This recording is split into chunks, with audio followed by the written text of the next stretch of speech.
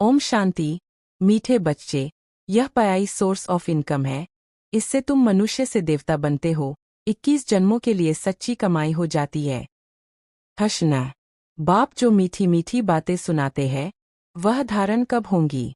उत्तर, जब बुद्धि पर परमत व मनमत का प्रभाव नहीं होगा। जो बच्चे सुनी सुनाई बातों पर चलते हैं, उनकी बुद्धि में धारणा हो नहीं सकती। सिवाय ज्ञान के और कुछ भी कोई सुनाता है तो वह जैसे दुश्मन है। झूठी बातें सुनाने वाले बहुत है, इसलिए hear no evil, see no evil. मनुष्य से देवता बनने के लिए एक बाप की श्रीमत पर ही चलना है। गीत, हमारे तीर्थ न्यारे है। ओम शांति। इस गीत में जैसे कि अपनी महिमा करते हैं, अपनी महिमा वास्तव में की नहीं जाती है। यह तो सब समझने की बातें हैं। जो भारतवासी बहुत समझदार थे, अभी बेसमझ बने हैं। अब प्रश्न उठता है, समझदार कौन थे? यह कहा भी लिखा हुआ नहीं है। तुम हो गुप्त। कितनी वंडरफुल बातें हैं।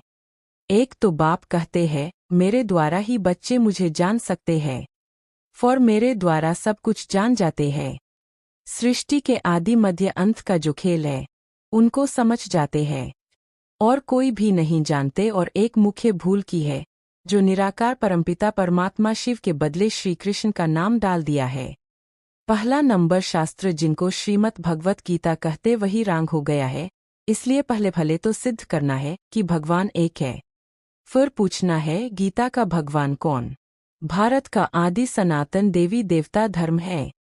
अगर नया धर्म कहें तो ब्राह्मण धर्म ही कहेंगे। पहले चोटी है ब्राह्मण, फिर देवताएं। मुझ ते मुझ ब्राह्मण धर्म है। जो ब्राह्मण ब्रह्मा द्वारा परमपिता परमात्मा रचते हैं, वही ब्राह्मण फिर देवता बनते हैं। मुख्य बात है, भगवान सबका बाप है, नई दुनिया का रचयिता।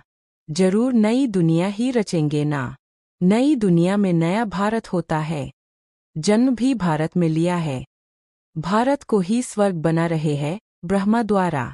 तुमको अपना बनाकर फिर पढ़ाते हैं मनुष्य से देवता बनाने। पहले तुम शूद्र वर्ण के थे, फिर आए ब्राह्मण वर्ण में, फिर देवी वर्ण में। पीछे वृद्धि होती रहती है। एक धर्म से अनेक धर्म हो जाते हैं।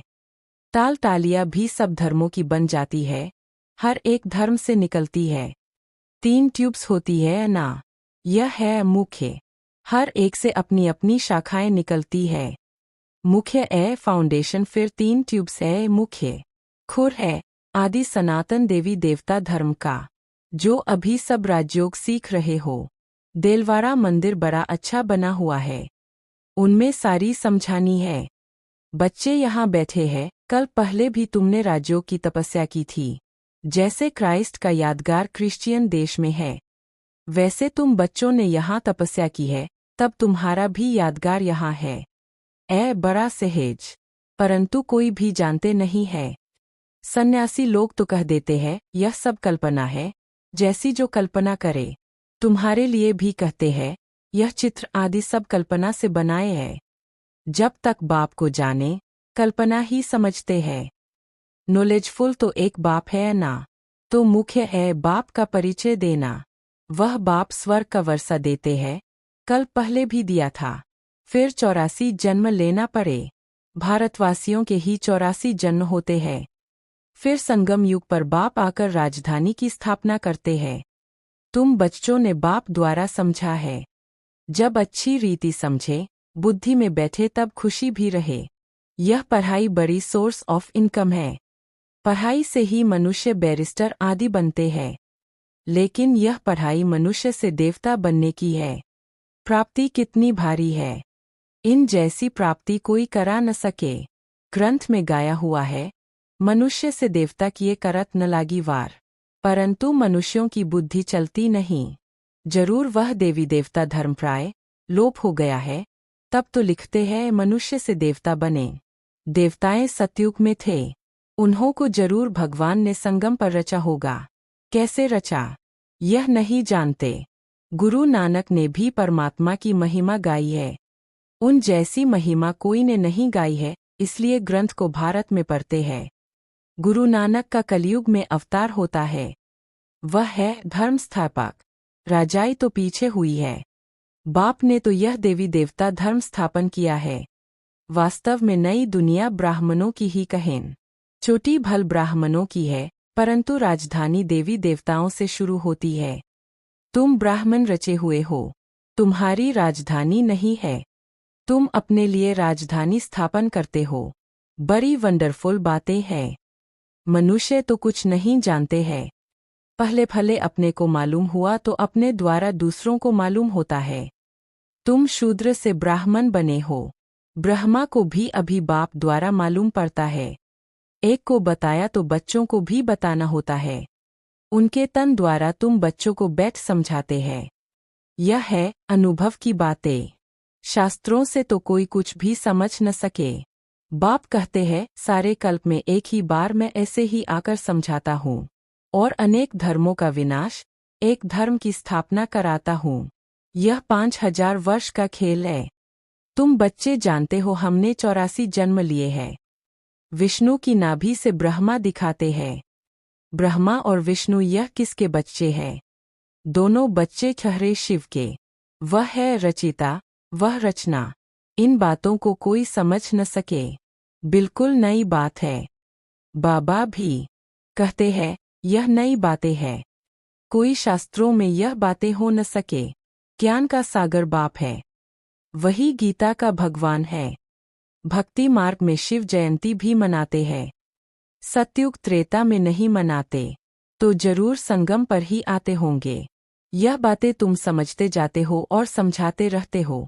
जो समझाने वाले बाप की महिमा है, वह बच्चों की होनी चाहिए। तुमको भी मास्टर ज्ञान का सागर बनना है। प्रेम का सागर, सुख का सागर यहाँ बनना है। किसको दुख नहीं देना है। बहुत मीठा बनना है। तुम जो करुवे एकदम जहर मिसल थे, सो तुम वाइसलेस ब्राह्मण बन रहे हो। ईश्वर की संतान बन रहे हो। विशेष से वाइसलेस देवता बन रहे हो। आधा कल्प तुम पतित बनते बनते अभी बिल्कुल जर्जरीभूत अवस्था को पाए हुए हो। सड़े हुए कपड़ों को सटका लगाने से फटकर चिरचिर हो जाते हैं। यहाँ भी ज्ञान के सटके लगाओ तो पुर्जा पुर्जा हो जाते हैं। कोई कपड़ा ऐसा मैला है जो साफ करने में बहुत टाइम लगता है, फिर वहाँ भी हल्का पद मिल जाता है। बाबा धोबी है, तुम भी साथ में मददगार हो। धोबी भी नंबरवार होते हैं। यहाँ भी नंबरवार है। धोबी अच्छे कपड़े साफ न करे तो कहेंगे ना कि यह तो जैसे हजाम है। आजकल कपड़े साफ धुलाने सीखे हैं। आगे गांवरों में तो बहुत मैले कपड़े धुलाई होते थे। यह हुनर भी बाहर वालों से आया है। बाहर वाले कुछ इज्जत देते हैं, पैसे आदि की मदद करते हैं। जानते हैं यह बहुत बड़ी बिरादरी वाले हैं। अब नीचे गिरे हैं। गिरने वालों पर तरस पड़ता है ना। बाप कहते हैं तुमको कितना धनवान बनाया था, माया ने क्या हालत कर दी है। तुम अभी समझते हो हम विजयमाला के थे, फिर 84 जन्म ले क्या जाकर बने हैं। वंडर है ना। तुम समझा सकते हो, तुम भारतवासी तो स्वर्गवासी थे। भारत ही स्वर्ग था, फिर नीचे गिरते गिरते नरकवासी भी बनना पड़े। अब बाप कहते हैं पवित्र बन स्वर्गवासी बनो। मन मना भव। शिव भगवानुवाच मामेकम याद करो। याद की यात्रा से तुम्हारे सब पाप नष्ट हो जाएंगे। शास्त्रों में लिखा है श्री कृष्ण ने भगाया पटरानी बनाने। तुम सब पढ़ रहे हो, पटरानी बन रहे हो, परंतु इन बातों को कोई समझ नहीं सकते हैं। अब बाप ने आकर बच्चों को समझाया है। बाप कहते हैं मैं कल्पकल्प तुमको समझाने आता हूँ, तो पहले भगवान एक है, यह सिद्ध कर फिर बताओ गीता का भगवान कौन है। राजयोग किसने सिखाया है। भगवान ही ब्रह्मा द्वारा स्थापना कराते हैं और विनाश फिर पालना कराते हैं। यह जो ब्राह्मण है वही फिर देवता बनते हैं। सिवाय ज्ञान के और कुछ सुनाते हैं तो समझो यह हमारा दुश्मन है। दुर्गति में ले जाते हैं। कभी भी परमत पर नहीं लगना चाहिए। मनमत परमत पर चला तो यह मरा। बाप समझाते रहते हैं, झूठी बातें बोलने वाले तो बहुत है। तुमको बाप से ही सुनना है। Hear no evil, see no evil. बाप दादा आए ही है मनुष्य से देवता बनाने, तो उनकी श्रीमत पर चलना चाहिए। अच्छा है। मीठे मीठे सिकीलधे बच्चों प्रति माता पिता बाप दादा का याद प्यार और गुड मॉर्निंग। रूहानी बाप की रूहानी बच्चों को नमस्ते। धारणा के लिए मुख्य सार। 1. यहाँ बाप समान सुख का सागर, प्रेम का सागर बनना है। सर्वगुण धारण करने हैं। किसी को भी दुख नहीं देना है। 2. सुनी सुनाई बातों पर कभी विश्वास नहीं करना है, परमत पर नहीं चलना है। Hear no evil, see no evil. वरदान। मैंपन के बोझ को समाप्त कर प्रत्यक्ष फल का अनुभव करने वाले बालक सो मालिक भव। जब किसी भी प्रकार का मैंपन आता है तो बोझ सिर पर आ जाता है, लेकिन जब बाप ऑफर कर रहे हैं कि सब बोझ मुझे दे दो, आप सिर्फ नाचो, उड़ो।